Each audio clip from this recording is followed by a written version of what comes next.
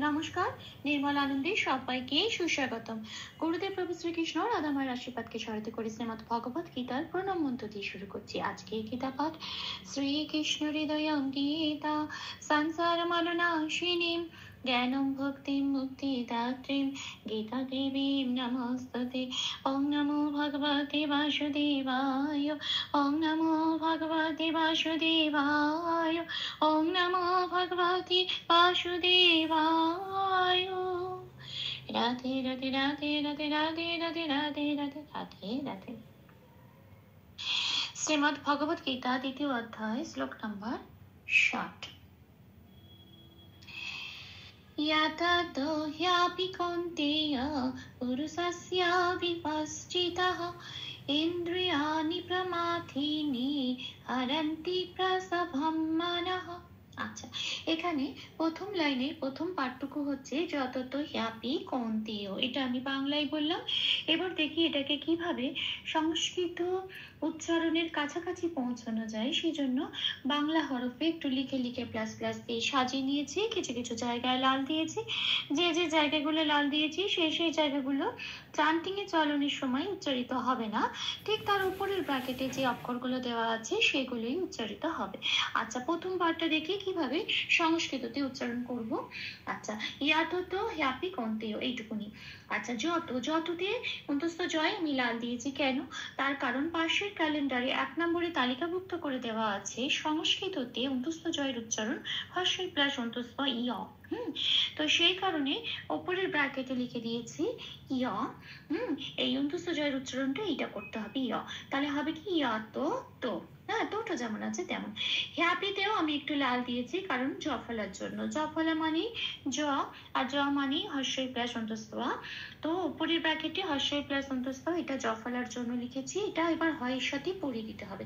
হয়ের সাথে হয় হর্ষই প্লাস অন্তস্থ পড়ে দিলে যেটা হয় উচ্চারণটা বেরিয়ে আসে হিয়, ঠিক এখানে সেই উচ্চারণটা হবে হিয়। পিটা যেমন আছে তেমন। তাহলে কি পেলাম? ইয়াততো হ্যাপি। আচ্ছা, কৌন্তেয়তে যন্ত্রের 9 তয় আছে, এটা একটা যুক্ত অক্ষর। সংস্কৃততে চান্টিং এ চলনের সময় এগুলো একটু ভেঙে ভেঙে নিলে চান্টিং এর চলনটা ঠিক হয়, সেই জন্য 9 তয়টা ভাঙতে হচ্ছে। এবং 9টা যেহেতু সবার আগে আছে, 9 হসন্ত লাগিয়ে 9টাকে বের করিয়ে নিয়ে এটা আগের অক্ষর কয় উকারের সাথে যুক্ত করে উচ্চারিত হচ্ছে কৌন। আর তেটা যা পড়ে রইলো যেমন আছে তেমন, আর অন্তস্তটাও যেমন আছে তেমন। তাহলে কি উচ্চারণ হলো? কৌন্তেয়। তাহলে প্রথম লাইনে প্রথম পার্টটা কি পেলাম? ইয়াততো হ্যাপি কৌন্তেয়। আসি পরের পার্টে, পুরুষস্য বিপশ্চিত। এখানে একটা বিসর্গ আছে, এটা আমি বাংলায় বললাম। এবার দেখি এটাকে সংস্কৃততে কিভাবে উচ্চারণ করব। পুরোটা যেমন আছে তেমন, স্বটাও কোনো তলায় খেয়াল রাখতে হবে, হসন্ত নেই, কাজে প্রত্যেকটা অক্ষর ধরে ধরে পূর্ণরূপে উচ্চারিত করতে হবে। স কে স বলে পুরুষ, সতে আমি যন্ত্রের জফলায় লাল দিয়েছি দুটো কারণে। এক তো যন্ত্রের উচ্চারণ সংস্কৃততে একদম সা, সারেগামা পায়ের যে সাটা আমরা বলি সেই সা। এবার যন্ত্রের জফলা আছে, জফলার জন্য উপরের ব্র্যাকেটে হর্ষই প্লাস অন্তস্থটা লাগিয়েছি এবং এটা যন্ত্রের স্বয়ের সাথে পড়িয়ে দিতে হবে, তবেই স্বয় জফলার উচ্চারণটা বেরিয়ে আসবে। যন্ত্রের স্বয়ের সাথে এই জফলার উচ্চারণ যেটা হর্ষই প্লাস অন্তস্থ, এটা পড়িয়ে দিলে কি উচ্চারণ হয়? যন্ত্রের স্বয় হর্ষই অন্তস্থ সিয়। হ্যাঁ, তো ঠিক এইটা পুরো উচ্চারণটা হবে সংস্কৃততে। তাহলে আমি শব্দটা কি পেলাম? পুরুষস্য। আচ্ছা, তারপরে শব্দে আসি বিপশ্চিতা। বকে ব বলে বলতে পারবো না, পাশে 2 নম্বরে তালিকাভুক্ত করে দেওয়া আছে। বয়ের উচ্চারণ সংস্কৃততে ও প্লাস ওয়া, ঠোঁটটা খুলে উচ্চারিত করতে হয় ওয়া।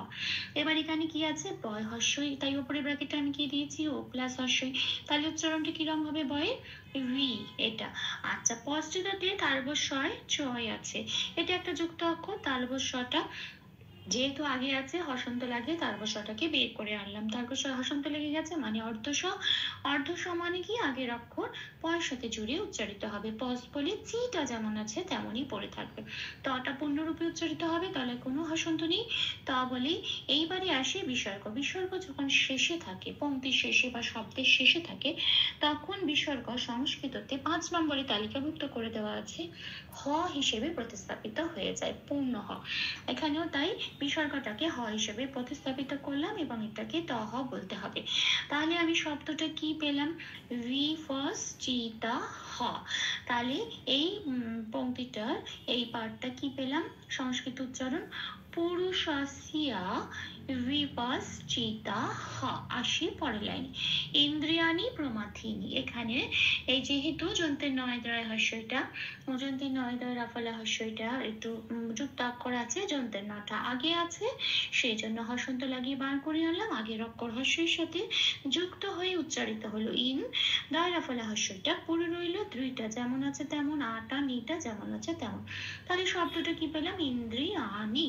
আচ্ছা, তারপরে প্রমাথিনী, এটা যেমন আছে যেমন, চারটিনি চলনের সুবিধার জন্য একটু প্লাস প্লাস দিয়ে সাজিয়ে নিয়েছি। তাসি পরের পাটে, হরন্তি প্রসভং মানা, এখানে একটা বিষয় করা আছে। হ্যাঁ, তো এবার দেখি এগুলো সংস্কৃততে কিভাবে উচ্চারিত হবে। হরন্তি, হটা পূর্ণরূপে উচ্চারিত করতে হবে। এইবারে রটাও তাই, কিন্তু যন্ত্রের নয়টায় হস্যই আছে, এটা একটা যুক্ত অক্ষর, যন্ত্রের নটা আগে আছে, সেই জন্য হসন্ত লাগিয়ে বাইরে বের করে আনলাম। অর্ধ না হয়ে গেল, অর্ধ না নিজে উচ্চারিত হতে পারে না, ন বলে আগের অক্ষরের সাথে জুড়ে তাকে উচ্চারিত করতে হয়। আগের অক্ষর এখানে বয়শূন্য র আছে, তার সাথে জুড়ে এটা উচ্চারিত হলো রন, আর তিটা যেমন আছে তেমন পড়ে রইল। শব্দটা কি পেলাম? হরন্তি। আচ্ছা, আসি পরের শব্দে, প্রস, এগুলো সব পূর্ণরূপে উচ্চারিত করছি, প্রসভং। আচ্ছা, এখানে শব্দের শেষে ভয়ের পরে একটা অনুস্বর আছে, 4 নম্বরে তালিকাভুক্ত করে দেওয়া আছে। শব্দের শেষে অনুস্বর থাকলে সংস্কৃততে সেটা ময় হসন্ত হিসেবে প্রতিস্থাপিত হয়ে যায়, সেই জন্য প্রসভমে এই অনুস্বরটা ময় হসন্ত হিসেবে প্রতিস্থাপিত হয়ে শব্দটা কি তৈরি করলো? প্রসভম। আসি পরের শব্দে, মানা, এখানে একটা বিসর্গ আছে এবং মটা কোনো হসন্ত নেই, কাজে মটা নটা পূর্ণরূপে উচ্চারিত হবে মনা। বিসর্গের জন্য আগেই বলা হয়েছে 5 নম্বরে তালিকাভুক্ত করে দেওয়া আছে, বিসর্গের জন্য পূর্ণ হ রূপে এটা প্রতিস্থাপিত হবে বিসর্গটা, সেই জন্য একটা হ লাগলো, সেই জন্য এটা উচ্চারণটা কি হলো? শব্দটা কি পেলাম?